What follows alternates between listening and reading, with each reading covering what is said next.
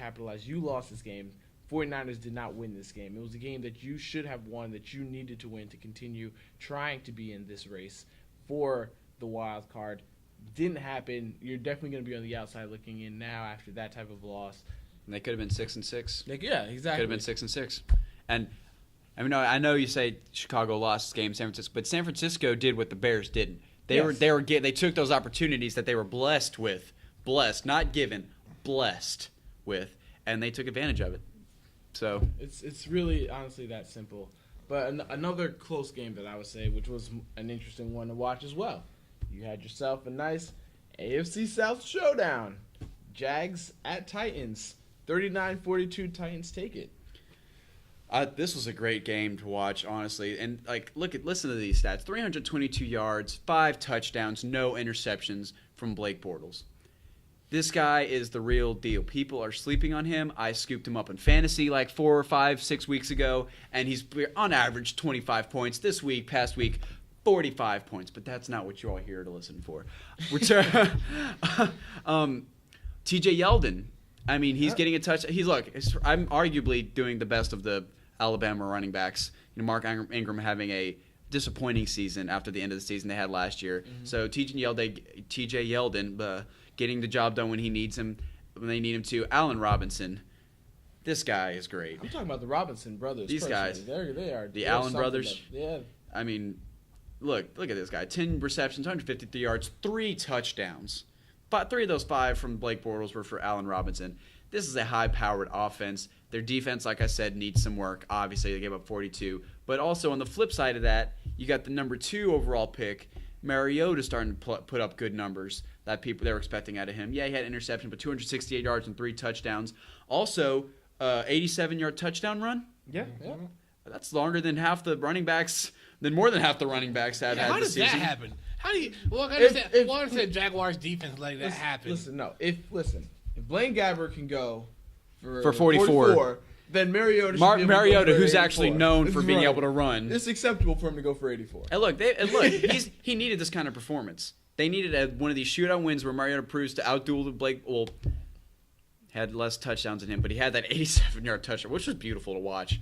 But he's showing he can be a long-term solution. I don't know, but I'm not jumping the gun as the permanent franchise quarterback. I'm not jumping. Okay. Don't get me wrong there. You guys keep jumping. We can't jump that gun. No, but he's putting up numbers. It's just like their supposed top-tier defense that was flying under the radar being a top-tier defense just gave up 5 touchdowns. So I guess they have some more question marks that are being raising more eyebrows again at this point. Mm-hmm. But it was a fun game to watch, kind of like the Saints-Giants game a couple weeks ago, just touchdown. It was a fun game to watch, but Tennessee escaped with it in the end. Good game. I still think Jacksonville's going to be better, though. I still think they're a playoff team come 1 or 2 seasons. This game shows promise for both teams. Mm-hmm. It was a nice shootout there in the fourth quarter because 21 points were scored by Tennessee in the fourth, 20 points were scored by Jacksonville. Jacksonville still had a chance because when they scored, because it was 42-39 for quite some time, with a good 6 minutes to go. So I guess the Tennessee defense stopped them. But this shows promise for both teams. Blake Bortles throwing 5 touchdowns. That shows what he could possibly do going forward next season. Mariota having 268 passing yards, 112 rushing yards, an 87-yard touchdown run. That shows promise for him as a good quarterback at a couple of games to come. It's good for Tennessee because that's their first home win of the season. We knew Jacksonville wasn't going to make the playoffs, but 4-8 is better than whatever they were before. I look at some of those 8 losses, and I think they could have come out on the other side of this if they had maybe I'm honest, I keep going back to this, but the guy they drafted out of Florida, I can't recall his name right now. Their first pick in the draft, I think it was the 3rd pick overall. That's a big piece missing. That was supposed to be a big help for their defense this year. They don't have that right now towards ACL. So I see a couple of these games you look, and they could have come out on this had their defense made a play here and there. So honestly, they could be 6-6. They could be a 5-7 right now, but they weren't going to make the playoffs. Yeah, no. But they still, I think I see a lot of upside potential with this team. Hey, Bortles is showing his progression. 3,200 yards of the year, 27 touchdowns, 24 for 36.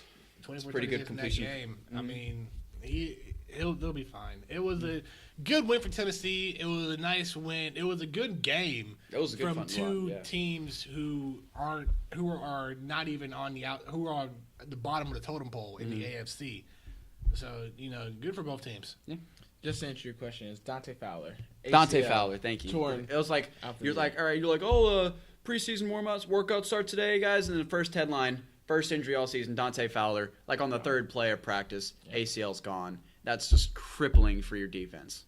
So when they drafted to get their help, their defense, and that help is just gone right off the bat, it hurts. So, what's interesting is I think that the AFC South may by next year go from the weakest division to one of the strongest divisions.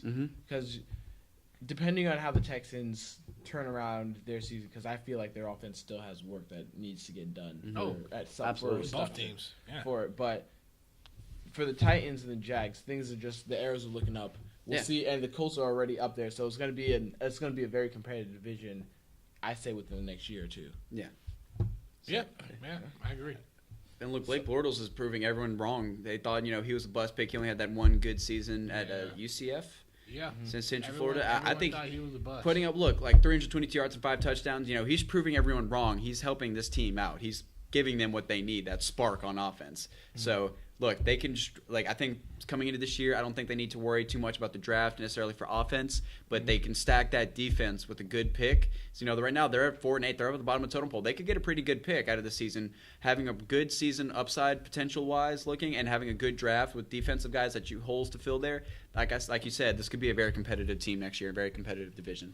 It could. And going from those two AFC South teams, let's keep it going to the AFC South. All right, Let's go Texans at Bills. Might as well. Good 21-30. Texans both teams needed this win. Yeah. Texans now fall to 6-6.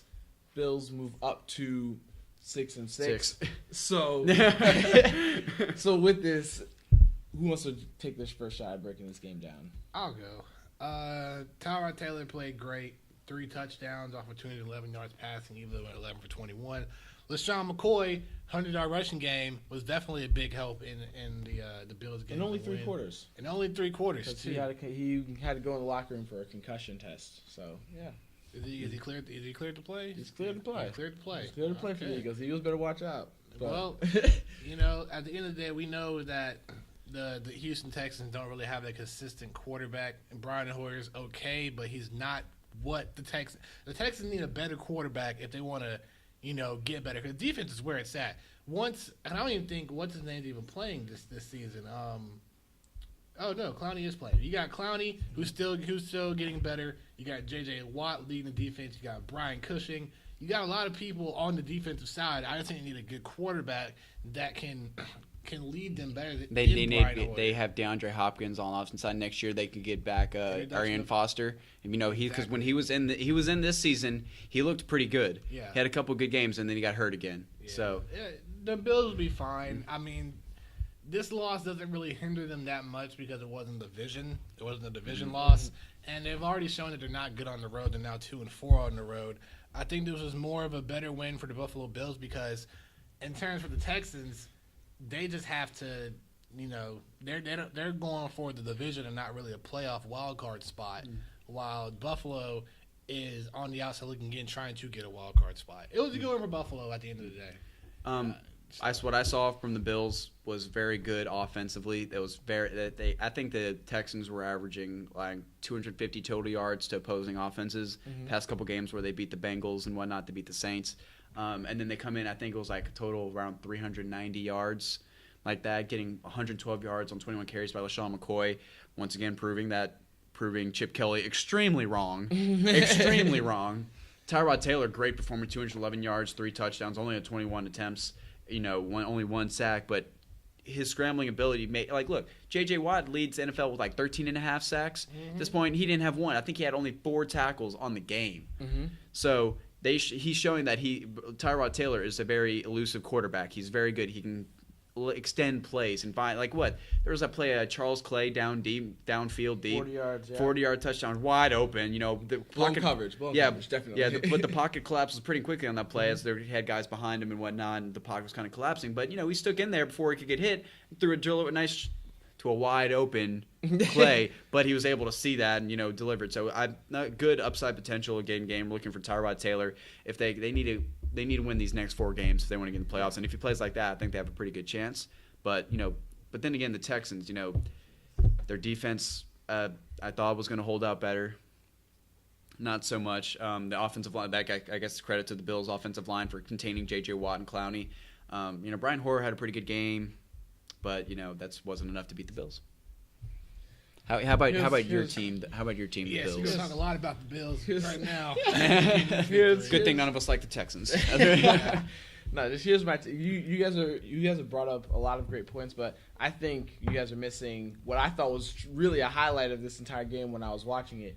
Was I personally enjoyed watching two Clemson stars go at it. I got to watch DeAndre Hopkins on one side, and I got to watch Sammy Watkins on the other side, and watch them compete to try and outperform each other. They both came into the game saying that they wanted to try and outperform each other because DeAndre Hopkins taught Sammy Watkins at Clemson because DeAndre Hopkins was on his way out when Sammy was coming in. So he kind of looked up to him, big brother type thing. So it's always nice to see them compete. And Hopkins had some beautiful one-handed catches, but Sammy, at least for the past 2 weeks, it looks like nobody can stop him. It looks like he's finally starting to break out. It looks like Tyrod Taylor's starting to trust him even when there's double coverage to throw that thing up there and let him go get it. How tall is he? Like 6'5", around something like that, I want to say. Yeah, Sammy's... he's tall, he's big, he's athletic. It's kind of like a Jimmy Graham. I know it's Jimmy Graham's being a tight end, but it's a situation where he's athletic. He can throw it up high where He's actually only 6'1". Really? He's only 6'1". Really? Yeah. That's actually surprising. That's very surprising. He must have very good bounce. Like he can get up. Yeah, he can get. So he can get that. Still, you got to know that. You got to know that about your receiver, that he can get up, that you can have those passes that would normally be a little high to other receivers, that he'll go up and get them. I trust him. And if you have that trust between a top receiver in the league and your quarterback, that's dangerous. Yeah. It's very dangerous. So when I'm looking at that, as you already pointed out, LeSean McCoy, he's putting in the work that he needs to. Sorry, you pointed it out. Okay. So LeSean McCoy, we talked about it the other day about McCoy. Yeah, he's putting in the work that he needs to put in. They're missing their rookie running back in Carlos Williams with a shoulder injury, so we'll see when he comes back. LeSean McCoy's not that's having both of those guys would be huge for them. Exactly. It's huge. So the Bills they're doing things, but at the same time, as I watch this game, there's a lot of things they're not doing that they definitely do need to work on. The offensive line needs to work on a lot. The penalties need to stop because there's still nobody has had more penalties this year than the Buffalo Bills. Nobody has had more penalties for yardage. Maybe Brandon Browner has. I don't know. I'm telling you, especially our special teams, nobody's been penalized more than the Buffalo Bills teams wise. On top of that, so it's a killer. I personally thought they should have lost this game. Really, this was their first game that they've won that they've given up over 20-plus points. That I pointed out today, yesterday. I mean, barely, but it's the first game that they've let a team put up more than 20 points on them, and they were able to still pull it out. 1 point. 21 is greater than 20. Okay, here's the bigger thing you need to pay attention to. When the Bills have won their last 3 games, LeSean McCoy rushed for over 100 yards. So he's going to rush for Philadelphia because he's coming to play. He already said he's not even talking about he's talking about his next opponent. He's just going to go in and play, show out, and ball. Especially against a team that traded him. Exactly, and I mean, team that traded him. It's going to be great to watch to see how he comes out and plays when he goes back there to Philly. I can't wait to watch it. But as far as this game, and then the Texans side, the Texans, as you said, it's just Brian Hoyer. Hoyer, he needs to go. They need to find another weapon. He's not the guy. He's not their guy. And they need to find another weapon for Hopkins. He needs a compliment. You need like a Brandon Marshall, Eric Decker situation. You got to have that. Yes. That you need something like that where you have someone else, or even Mike Evans and Vincent Jackson. That combo, something like that, where you have 2 threats on the outside that okay, we have to make sure we cover everybody. Right. The list can keep going. You can go to the Raiders and their complementary receivers.